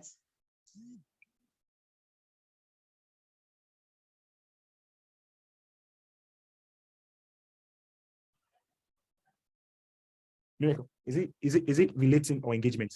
What do you exactly mean? Like engagements, I mean. Okay. So don't worry about engagements. Trust me, every single social media sensation or influencer I see today had a rough start. The most important thing you need to focus on is consistency. You may get 1 like or 2 likes or 0 comments. People are seeing these things. If you check your LinkedIn, you can see the level of activity. Your goal is you want to have per page, per post, you want to have 500 views, 5,000 views by the end of the month. That's your goal. Don't worry about, focus leads to blindness. Don't worry about people liking it or not liking it. That should not be your concern now. Your concern is you want to get it out there consistently. Whether you feel like it, whether you don't feel like it, post content. You keep posting valuable content. And with time, your viewers and your content will start increasing. That's how nothing big starts, nothing great starts big. It starts small. So, but you need to focus on consistently growing your viewership on each post. So anybody that posts on it now, You should learn on SEO to product marketing. Back to, I don't know why I'm big on product marketing. I think it's a bigger niche. And so focus on number of metrics that are your post, and with then your followership will grow. But for now, let's focus on you being consistent. Then from there, we can focus on engaging your post. But back to your question of people not able to relate, you need to don't be worried about, you're not writing for school leavers, you're writing for decision makers. Your audience are not everybody. Decision makers are people that are recruiters, people that work in startups. Those are your audience. They will understand you. You're not selling, your goods is very customized. For example, if I'm selling keke, if I'm selling a Mercedes, we're not selling to the same market. Yes, we are both selling vehicles, we're not selling to the same market. You are selling a Mercedes. It's okay if you get 1 gig and the person gives you $2,500 per month of maintenance. It's okay. That's the kind of person you are selling to. You're not selling someone that will give you 20K job and be stressing your entire life. That's the kind of GPR. So you need to position your brand, the kind of way you write, the kind of language, the kind of structure, the kind of adjectives you use. Write like a professional. You're appealing for that class, not for people selling camera on LinkedIn. All right. Okay. I think that's it. Thank you. You're welcome. Someone is asking, Master, yeah, I already responded to that already, Praise. I said you could, while I responded to that, don't fall into the dementia of accumulating certification. So there's something I do every year. I get close to 10 to 50, sometimes 20 certification or more every year. By January the first year, I delete everything from my LinkedIn. I delete most of it from my LinkedIn because it gives you a false or a fake sense of achievement or you have arrived feeling. So I go back to removing everything. I know, like, it gives me this underdog feel, like you are out there to achieve more. So don't get into that trap of accumulating certificates, like, oh, you have certificates in this Scrum. No, the goal is to get a well-paying job and build great product. I mean, nobody certificate no help anybody. The goal is for you to land a great job. I mean, if you have a job of 5,000 USD every month, I don't care whether you have Scrum or PMP or Scrum Alliances, you've gotten a good job. So the most important thing for you is getting a good job, or I think should be getting a good job or building something with or being valuable with the knowledge. So yes, you can get Scrum, but can you do Scrum is the question. If I bring you into my startup now, can you lead Scrum Master? Can you be a Scrum Master for my startup that wants to launch blockchain product? That's the question you should ask. If you can, I don't think acquiring masters, it should be more of experience. Can you add value? So yes, you can get agile certification on Scrum Studies, Scrum Alliance, but the goal should be you want to work on a Scrum team as a Scrum Master. That should be your goal. A Scrum team of 15 engineers as a Scrum Master. I hope that was useful to you, by the way.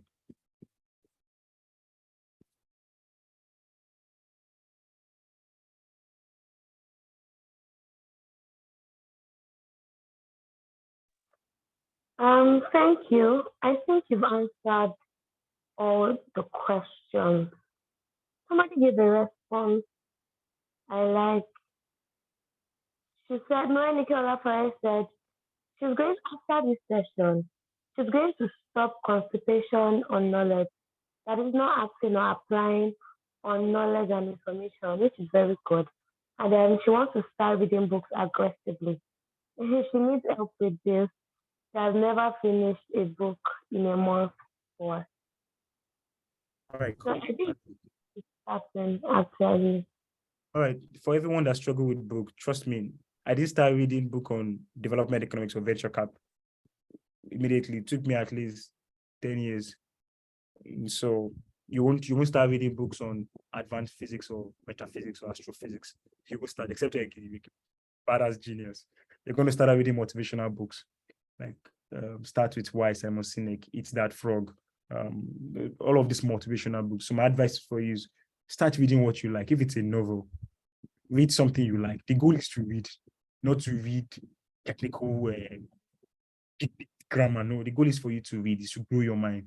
So if you start out with science, Chimamanda Adichie, I said Chimamanda Adichie, Chino Achebe, and if you can start with There Was a Country, it's fine. Read it. Have a good time. I don't want you to see reading as a chore. That's what people make a mistake. I read because I enjoy it. It grows my mind. I learned something new. I see the world differently. So don't make it look like you must read or you have to read. You want to read. You read because it's like prayer. I don't have to pray. I love the Lord so much. I want to spend time with him. So I pray. I love the Lord so much. I love my local assembly. That's why I serve in a service unit. I can't just sit down. I'm a son in the house. I have to serve God. That's why. So that's the mindset you should have, that I loved learning. So I have to read to grow my mind. So you can now determine what is your interest. If it's fashion, by all means, read fashion books, read biographies. Everybody should like biographies. Read biographies of people that inspires you. Read biography, by what's her name, Michelle Obama, about becoming. Read great books. So you don't have to read, and if it's one book you can read in a month, by all means read one book. If it's one book you can read, if it's blogs you can read blogs, but I need to read at least a book in a month. So read something you're excited or interested about. Start with motivational books. A lot of great books by Simon Sinek. I can't remember. It's been a long time I read those books. There are a lot of great motivational books out there. You can see it. Back then you need to buy for 500 naira. I don't know how much it is now. Like great by Dr. Miles Monroe. Read a lot of Christian books. It will help you. It will stretch your appetite for you to at least read something for you to grow. So the more you read, the more you begin to find out that, oh, I'm interested in books on policy. I'm interested in books on design, on architecture, on medicine. That you can now find your niche and stay in it. But nobody finds niche immediately. They start out by reading random books. More often, motivational books.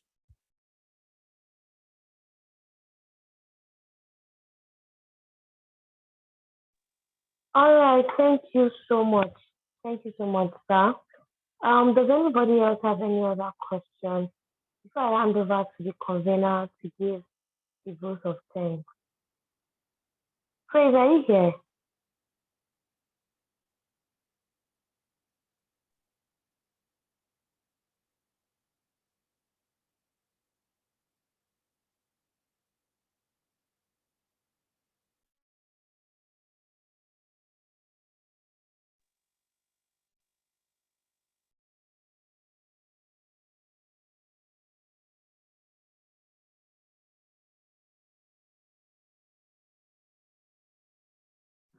Hello, can you hear me?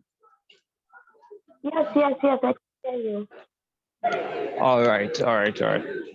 Okay, so before I close the meeting, do we have anybody who has questions? Please, I would like us to ask. I would like us to ask our questions before I. Okay, so I guess nobody. Let me see. All right. So, can you still hear me clearly? Am I audible enough? You're audible enough for the background Okay. noise. I think somebody has a question, so I think we should just allow that. Fumila, you can ask your question. Fumila is the person in charge of fashion, the idea making. I recall it. What did you say, sir? She's the lady, or she's a person or guy interested in idea making, textile production. Oh, yeah. Okay. Ahead, please ask your question, please, so we can wrap up. It's almost 9.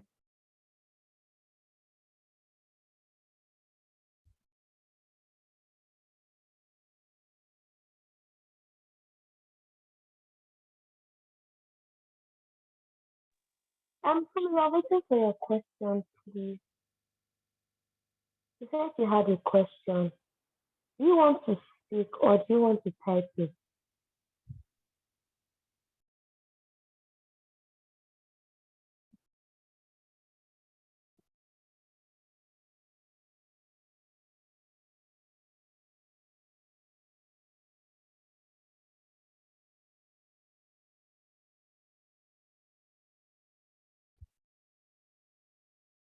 All right, if she doesn't have, we could wrap up.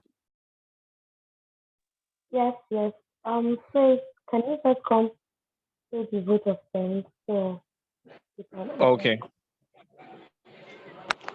All right. So, I don't know where to start from, but I want to apologize first of all for my I was not being consistent here because I had network issues from the start, so I could not join in. I want to apologize for that. I'm so sorry.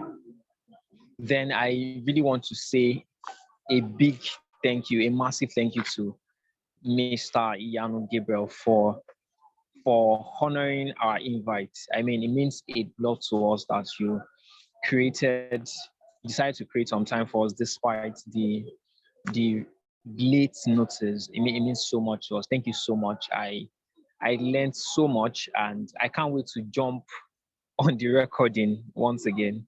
Thank you very much. It means so much to me. It means so much to all of us. I'm sure that people have learned, and I'm sure they are going to put everything that they have learned into practice. And I believe that we're going to have a goal smashing 2023 together. So I really appreciate you, sir. Thank you very much. Thank you. I don't know. I'm just so grateful. I'm so grateful. I know you have a very busy schedule, but I mean the heart that I have for young people is worthy of emulation. Thank you very much for coming around, sir. We are so grateful. And to everybody that joined this call today, I want to say a very big thank you. I want to appreciate the host, the host of I said the host, the compare of today's event, Dumomi. Thank you very much. You did an amazing job. Thank you so much. I want to appreciate everybody that joined. I want to appreciate everybody that contributed to the publicity. Thank you so much. You guys mean a lot to me, and I'm so grateful to have you in my circle. So, guys, I believe that you learned one or two things, and I'm sure that these things are going to be helpful for your new year.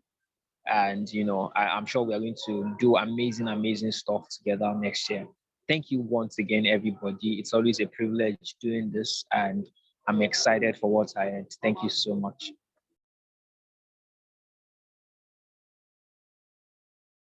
Thank you again for having me. Please, you can connect to me. Look forward to hearing your stories, your feedback, and for questions and for follow-up and accountability. Let's talk more on LinkedIn, or you shoot me email. But I'm very much active on LinkedIn and Twitter, so we can talk more. I'm looking forward to hearing from every one of us.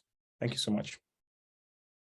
And I was going to say Merry Christmas, but Happy New Year in advance, everyone. Have a great 2021. 2023, actually. All right. So thank you, everybody. Thank you to the convener. Thank you to Mr. Iyanu Gabriel. Thank you to everybody who was on this call. To those who had network issues, there's going to be the recording for you. And of course, even everybody that was here from beginning to the end, I'm sure that we want to go back and check out some things that we might have missed. So, yes, thank you. We hope to do this once more sometime, probably next year, but it was good. Thank you to Mr. Iyanu Gabriel. All right, guys, good night. I pray that we have a very wonderful night rest. Bye, guys.